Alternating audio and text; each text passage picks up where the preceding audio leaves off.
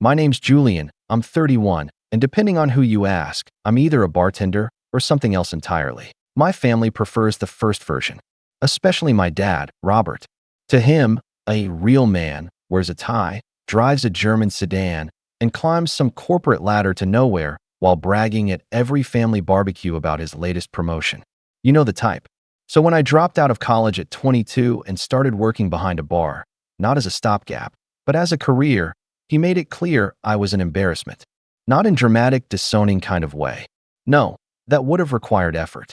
He just gradually erased me from the picture, conversations, family photos, even seating charts at holidays. My mom went along with it. My sister, Tessa, she followed their lead. So I stopped showing up to things. That is, until last weekend. Tessa got married. Big, extravagant wedding at some country estate that looked like it was pulled straight out of a royal romance movie. I wasn't invited to the engagement party. I wasn't even told about the bridal shower. But I got a formal invitation to the wedding. Mailed, even. And addressed by Mom. Maybe she felt guilty. Or maybe it was because Grandpa Harold, Dad's dad, the only one who ever gave a damn about me, had threatened not to come unless both of his grandkids were treated equally. So I RSVP'd yes. I didn't rent a tux or show up in a flashy car. Just a tailored black suit, clean shave, and a quiet entrance during cocktail hour. I figured I'd stay on the sidelines, congratulate my sister, and leave before dessert. But life had other plans. The moment I stepped onto the gravel path leading up to the venue's main hall, I heard the tail end of a laugh I recognized too well. Dad's. I walked around the corner and saw him near the bar, talking to a group of distant cousins and one of Tessa's new in-laws. His glass was half raised, his words already slurred. Julian?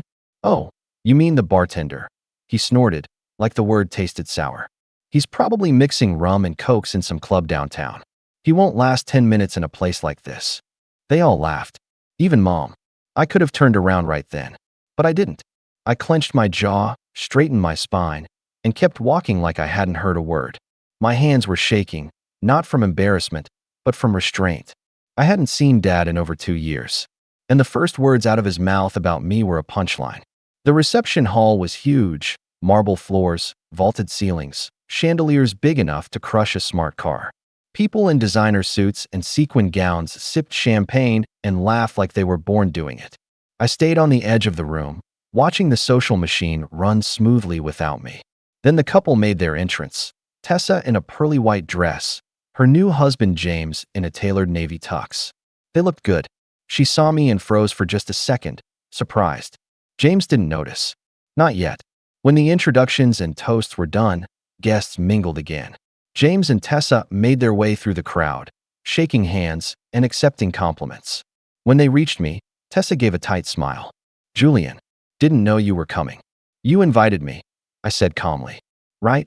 She said quickly, glancing away. Then James held out his hand. Nice to meet you. I'm James, I said, shaking it. I know. He grinned, until he didn't. His smile slowly faded as he stared at me. Really stared. His grip loosened. His brow furrowed. Wait, what's your last name again? I tilted my head slightly. Same as hers. He pulled his phone out of his pocket like he was checking a message, but I saw his fingers moving. Typing. Then silence. He looked at the screen. Then at me. Then back again. His face went pale. You know that look when someone realizes they've made a terrible assumption? That was him. He cleared his throat, tucked the phone away like it had burned him, and muttered something about getting a drink. Tessa looked confused. What was that? I shrugged. Now, you're probably wondering what he saw. What made him freeze? Let's back up a second. Yes, I started as a bartender. But what I never told my family, not out of secrecy, just because they never cared to ask, is that I co-founded a craft spirits company 7 years ago. We started small, local, sold to niche bars and boutiques. But then we caught fire. A few viral campaigns, a couple celebrity endorsements, and a big distribution deal later, and our brand exploded. By 29, I'd bought out my partner. By 30, I had licensing deals across 3 continents. My bar job is running a multi-million-dollar operation that employs over 60 people. But none of that ever came up with my family, because none of them ever treated me like a person worth knowing. They'd written their version of me years ago, the failure, the dropout, the cocktail monkey, and they never updated the script. Until now. As the night wore on, Whispers started floating through the room. I saw James whispering to his brother, then to his father, then to a groomsman, who shot me a wide-eyed glance before quickly looking away. Somewhere between the salad and the main course, my dad approached me. "Julian," he said, his tone weirdly measured. "I didn't expect to see you here. You invited me," I said again, expression neutral. Right. He forced a chuckle. "So, still bartending, huh?" I could have let it go. I could have smiled, nodded, kept the peace. But something in me snapped. "I haven't tended bar in 5 years," I said. "But one of my products is behind yours right now," asked the bartender. "The tequila in your glass? That's mine." He blinked. "What?" "I own the company that makes it." He laughed. "It wasn't real." "You're joking." I didn't answer. I just walked past him and up to the bar, where the bartender was stacking used glasses. I waited until he noticed me. "Hey," I said. "You guys using Calyx for the house tequila?" "Yeah," he said, lighting up. "Calyx Blanco. Smooth stuff. You tried it." "I'm the founder," I said quietly. His eyes widened. "No way." I nodded once. "Way." Dad had followed me. He heard every word. Behind me, I could practically feel his worldview cracking like ice under pressure. And that's when things really started to unravel. It didn't take long. I left Dad at the bar and returned to my table. I hadn't even sat down fully before I saw him across the room, whispering urgently into Mom's ear.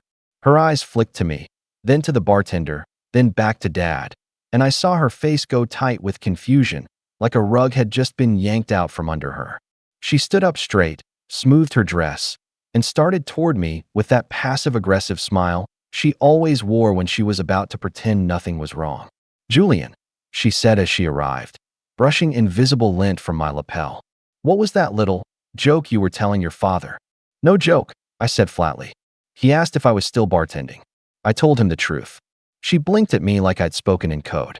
"You own that liquor company?" "Calyx." "Yes. But you never told us." "You never asked," I said simply. Her lips thinned. I could see her trying to calculate how to walk this back. She glanced around, noticing the subtle looks being thrown our way now. Cousins, friends, Tessa's new in-laws. They'd caught on that something was happening, even if they didn't know what. And gossip moves fast in a room full of bored people in formal wear. Especially when the black sheep turns out to be something other than sheep. Mom leaned in closer, her voice a whisper now. "You know your father doesn't like being made a fool." I looked her straight in the eye. Then he should stop assuming he's the smartest person in every room. She recoiled slightly, like I'd slapped her with words. She opened her mouth, but nothing came out. Instead, she turned on her heel and walked briskly back to Dad, whose face was turning red, not from the alcohol this time. And then, like some badly timed sitcom punchline, Tessa walked up. She stood beside me, arms crossed, looking every inch the composed bride except for the storm brewing behind her eyes. "Can I ask what's going on?" she said, voice sharp. "James told me you own some company." He didn't give details, just said it was a big deal. I nodded slowly. "Calyx Spirits. We supply to several national chains. You've probably seen the ads." "Wait," she blinked. "You're that Calyx? That's your brand." "Since the beginning." Her mouth opened slightly. "Why didn't you ever say anything?" I stared at her, trying not to let years of resentment bubble over. "Tessa, I wasn't even invited to your engagement party. You never text me unless it's a forwarded family photo. And last Christmas, you posted a picture captioned, 'The whole fam together again.' And I wasn't even in it." She flushed. I didn't mean anything by that." "Sure," I said, voice soft. "But that's the point. None of you ever meant anything by it. That's just how it always was." She didn't respond. Just stood there in her overpriced wedding gown, suddenly unsure of which side of the social dynamic she stood on. And right then, James returned. He was pale again, holding his phone like it had started bleeding. He said to Tessa, glancing at me like I might evaporate. "Can we talk?" She frowned. "What's wrong?" He looked at me again, then leaned in and whispered something into her ear. I couldn't hear it, but I saw her expression change. Her jaw dropped. Her eyes darted to me, back to him, and then down at the phone he held up. Then she slowly turned back to me. "You're on Forbes?" she asked, her voice cracking halfway through the sentence. I nodded. "Made the 30 under 30-foot list 2 years ago. There's a video too." James looked like he wanted to melt into the floor. I didn't know who you were when I shook your hand. I thought you were just a bartender." I offered. He nodded awkwardly. Sorry. That's when the rest of the room started catching up. I saw a bridesmaid whisper to a groomsman. A cousin pulled out his phone. Then another. And another. I watched as one of them tapped through images and suddenly froze, eyes wide. He turned the phone around to show someone else. My name. My photo. An article headline. The bartender who built a liquor empire. And just like that, I wasn't invisible anymore. People started approaching. A few politely at first, soft congratulations, questions about how I built the business, whether I was expanding internationally. Then the opportunists came. Cousins I hadn't seen in years. Aunt Meredith, who once told me I was wasting my potential. Even Uncle Greg, who'd laughed the loudest when Dad called me a failure, now shaking my hand like we were old pals. It was like I'd stepped into an alternate reality. But the best part? The face Dad made as he watched it all unfold from the edge of the room. He looked like a man watching his own movie, except he was no longer the protagonist. He wasn't even in the scene. Mom kept trying to whisper things in his ear, but he waved her off, too stunned to form a coherent sentence. His glass was full again. He wasn't drinking it. I didn't approach him. I didn't need to. Instead, I answered a few more polite questions, offered a quiet goodbye to Tessa, and slipped out just before the cake cutting. I didn't need to stay. My presence had already done what it needed to. But what happened after I left? That's the part that really stings, for them, anyway. I didn't expect what came next. Honestly, I thought I'd made my exit clean. I wasn't looking for some dramatic showdown or a mic drop moment. I just wanted them to see me, really see me, for once in their lives. Not the dropout. Not the family disappointment. Just me. But it turns out, you can't just drop a truth bomb like that into a room full of egos and expect the dust to settle quietly. The next morning, I woke up to 10 missed calls from an unknown number. I figured it was a telemarketer until I checked the voicemail. It was James. Hey, Julian. It's James. Sorry to call so early. I think we should talk. It's about your dad. I sat up in bed. The next message came a few minutes later. His voice was quieter this time. Listen, I know things were weird last night, but something happened after you left. Your mom and dad, they kind of blew up. Like, in front of everyone. I didn't want to say anything until we could speak. Can you call me back? I didn't. Not right away. Instead, I pulled up social media. And there it was. A short, shaky video, no more than 20 seconds, posted by one of Tessa's friends. You could barely hear over the music, but the captions told the story. Father of the bride loses it during speech, storms out mid-reception. The comments were brutal. Apparently, sometime after I left, my dad had tried to give a toast. The kind he used to deliver at every family gathering, back when he still saw himself as the head of the table. But this one didn't land the same. Not with whispers flying around the room. Not with half the guests now Googling me under the table. One comment read, he started saying how proud he was of Tessa for marrying into such a promising family. Then someone, I think the groom's cousin, asked why he never mentioned his successful son. The guy turned red and just walked off mid-sentence. Another, heard someone say, at least the bartender made Forbes. I thought he was going to throw a chair. I couldn't help it. I laughed. Not because I was petty, though, okay, maybe a little, but because for the first time, the narrative wasn't his to control. He couldn't bury me under his disapproval anymore. I'd outgrown the hole. My phone buzzed again. This time it was a text from Tessa. Tessa, did you really have to humiliate him like that? I stared at it for a minute, then typed back. Me. I didn't humiliate him. I answered a question. The truth did the rest. She didn't reply. That same afternoon, I got an unexpected visitor. Grandpa Harold. Now, Grandpa has always been quiet, a man of few but weighty words. When I opened the door and saw him standing there with a paper bag and a tired smile, I stepped aside without saying a word. We sat in my kitchen. He pulled out a bottle, one of mine, and 2 glasses. I figured if I'm drinking your tequila, I should do it with the man who made it, he said. I smiled. I thought you didn't drink anymore. I make exceptions when my family finally gives me something to toast to. We sipped in silence for a moment before he leaned back in his chair. I saw what happened last night. Your father, he's not used to being second place. And he sure as hell isn't used to being wrong. I nodded slowly. He always wanted to be the loudest voice in the room. And now he isn't, Grandpa said. You didn't need to raise your voice. You just showed up. He looked at me with those clear, steady eyes of his. You did good, kid. That meant more to me than any apology from Dad ever could. But the fallout wasn't done. Later that week, a cousin I barely spoke to, Lisa, messaged me. She wanted to catch up, said she was thinking about switching careers and had always admired my work ethic. A day later, Uncle Greg emailed me a business proposal. No joke. Said he had a great idea for a luxury gin line and wanted to collaborate. I ignored both. But the real twist came Friday. I got a certified letter. At first, I thought it was legal. Maybe Dad trying to pull some stunt. But no, it was from James. A formal, handwritten letter. He wanted to meet. Privately. No Tessa. No family. Just the two of us. And he made it clear in the letter. There's something you deserve to know. About your family. And your father. I read that line 3 times. Because up until that point, I thought the only thing I deserved was an apology they'd never give. But maybe, just maybe, there was more. Something hidden. Something they didn't want me to find out. And suddenly, the story wasn't over. It was just beginning. I didn't rush into that meeting with James. I let a few days pass. Partly because I wasn't sure I wanted to know what he was holding on to, and partly because I needed time to think.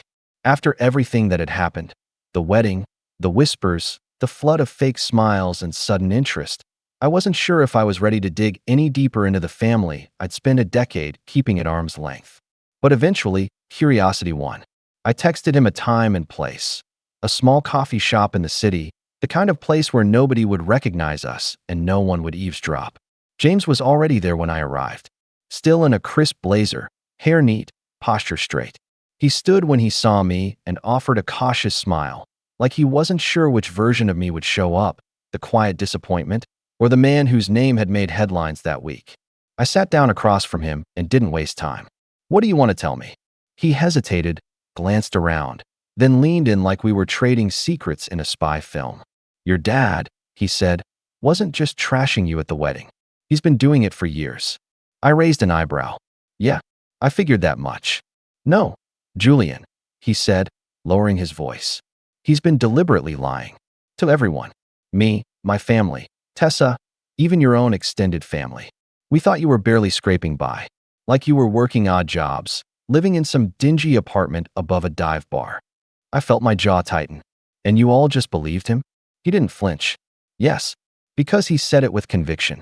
And because every time your name came up, he'd change the subject, or laugh, or tell some story about how you couldn't hold a job, or never finished anything you started. That part wasn't new, but it still hit like a slap. James continued, but after I looked you up, after I realized who you actually were, I asked Tessa if she knew. She didn't. She was floored. And when she asked your parents, well, he took a breath. Robert didn't deny it. He just said, he's not like the rest of us. I had to protect the family from his failure. I stared at him. Protect the family? I repeated. From me. James nodded. It was insane. He acted like you were some stain on their legacy. But the truth is, I think he knew how big you were becoming. I think he knew before we did. And he couldn't stand it. I sat back in my chair, the words tumbling around in my head. All those years, I'd assumed they just didn't care. But they did, just not in the way I'd hoped. Dad had been actively rewriting my story behind my back, turning me into a cautionary tale to make himself look better. A failed son. A disappointment to be pitted, not celebrated. James slid something across the table. A manila envelope. What's this? I asked. Proof, he said. Emails. Messages. Even one where your mom told my mom you were working at a rundown bar near Skid Row. That was just last year. She actually said you were one missed paycheck away from asking for help. I opened the envelope slowly, pulling out a stack of printed emails and screenshots. I skimmed through them, each one more ridiculous than the last. Flat-out lies. Fabrications. Some even included photos of me from years ago, one of me in a dingy t-shirt during a distillery install, another where I was behind a bar, smiling for a promotional shoot, used as evidence of how badly I was doing. I figured you should see them, James said. I didn't know how else to make this right. I looked up. Why are you doing this? He shrugged, shame in his eyes. Because I'm married into this family. And I didn't realize how much rot was hiding under the surface. And because I saw your face at the wedding, and realized I've never seen someone look so calm, while everyone else scrambled to catch up. I stared at the papers again, then folded them back into the envelope. Thanks, I said quietly. I'll hold on to this. We said goodbye. No handshake this time, just a nod. And when I stepped out into the sunlight, I felt strange. Not angry, not even surprised. Just clear, like the final puzzle piece had dropped into place. I didn't go home right away. Instead, I drove out to the suburbs. Back to the house I hadn't stepped foot in for years. The house where I'd grown up, been told who to be, and eventually discarded like a failed experiment. Mom's car was in the driveway. So was Dad's. I rang the doorbell. Mom answered, wearing her usual polished smile, the kind she used to welcome church friends or neighbors she secretly gossiped about. The moment she saw me, the smile faltered. "Julian," she said, voice tight. "What are you? Is Dad home?" She didn't move. "Why?" "I want to talk." A moment passed. Then she stepped aside. "He's in the study." I found him at his desk, reading something on his tablet. He didn't look up when I walked in. "Look who finally decided to come home," he muttered, still scrolling. "I'm not here for a reunion," I said. "I'm here to tell you that I know. About the lies. The stories you've been spreading. About the emails. The fake narratives. Everything." He froze. Slowly, he set the tablet down and looked up at me. "I don't know what you think you know." I tossed the envelope onto his desk. He didn't open it. "You spent years trying to erase me," I said, keeping my voice calm. "But I didn't disappear. I built something. Something real. And you couldn't handle that, could you? Because it meant admitting you were wrong." He said nothing. "You told everyone I was a failure. That I was barely surviving. That I'd embarrassed the family. But the only embarrassment in this house is the man who thought lying about his own son made him more respectable." His mouth opened, but I cut him off. "I'm not here to argue. I'm not here to scream. I'm here to let you know that whatever twisted version of me you've created, that ends today. The real story is out. And you can either accept that, or spend the rest of your life pretending you didn't raise a man more successful than you'll ever be." He flinched at that. "Good. I'm done trying to earn your respect. You lost the right to give it." With that, I turned and walked out. Mom tried to stop me in the hall, stammering something about how things got misunderstood. I didn't even look at her. I left the house for the last time. That was 8 months ago. Since then, things have shifted, not because I forced them to, but because I stopped playing along with their script. Tessa reached out a few times. Apologies, long messages, guilt-ridden paragraphs about how she never realized how deep the favoritism ran. I responded politely, but I didn't go out of my way to repair anything. Maybe one day. Maybe not. James and I stayed in occasional contact. I respect that he told me the truth. I don't trust him, not fully, but I respect him. As for my parents, I haven't heard a word. No calls. No emails. Nothing. But a few weeks ago, I got an alert that someone had requested a meeting with my company's legal team. An anonymous inquiry about licensing fees and brand use, traced back to a small consulting firm run by, you guessed it, Uncle Greg. I declined the request. That same day, I donated a large sum to a nonprofit that funds hospitality scholarships for low-income students. The donation was made in my father's name. A week later, I got a letter in the mail. No return address. Just 2 words inside. Why? I smiled. Because some legacies you inherit. Others you build. And mine. Mine is better than anything they could have imagined.